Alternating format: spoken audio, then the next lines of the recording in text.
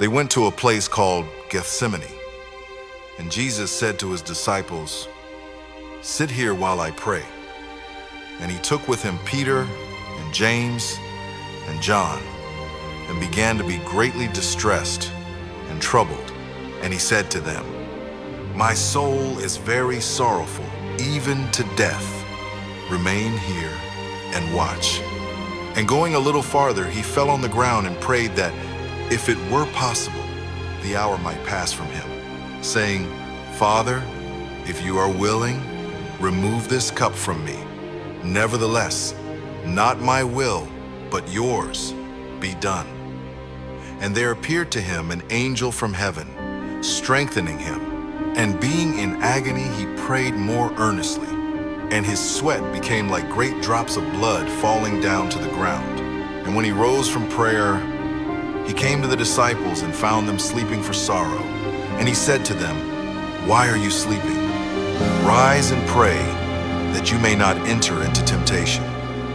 While he was still speaking, Judas came, one of the 12, and with him a great crowd with swords and clubs from the chief priests and the elders of the people. And they led Jesus to the high priest. And all the chief priests and the elders and the scribes came together. Now the chief priests and the whole council were seeking false testimony against Jesus, that they might put him to death. But Jesus remained silent. And the high priest said to him, "I adjure you by the living God, tell us if you are the Christ, the Son of God."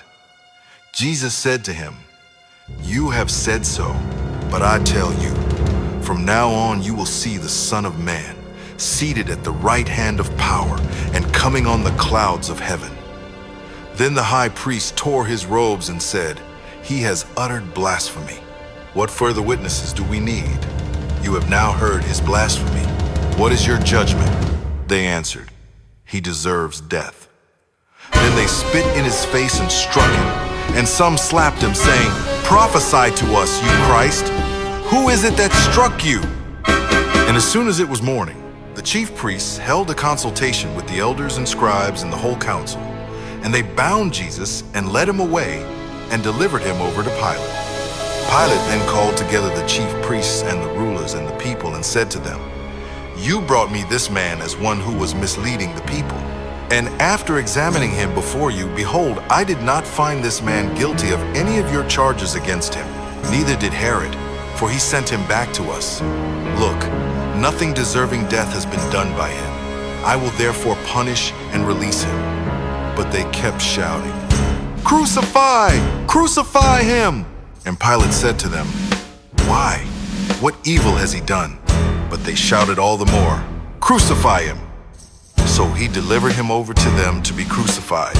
Then the soldiers of the governor took Jesus into the governor's headquarters, and they gathered the whole battalion before him. And they stripped him and put a scarlet robe on him, and twisting together a crown of thorns, they put it on his head and put a reed in his right hand. And kneeling before him, they mocked him, saying, "Hail, King of the Jews!" And they spit on him and took the reed and struck him on the head. And when they had mocked him, they stripped him of the robe and put his own clothes on him and led him away to crucify him.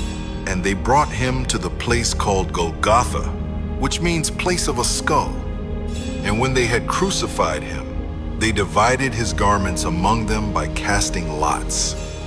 It was now about the 6th hour, and there was darkness over the whole land until the 9th hour, while the sun's light failed, and the curtain of the temple was torn in two. Then Jesus, calling out with a loud voice, said, "Father, into your hands I commit my spirit." And having said this, he breathed his last. And when the centurion, who stood facing him, saw that in this way he breathed his last, he said, "Truly, this man was the Son of God."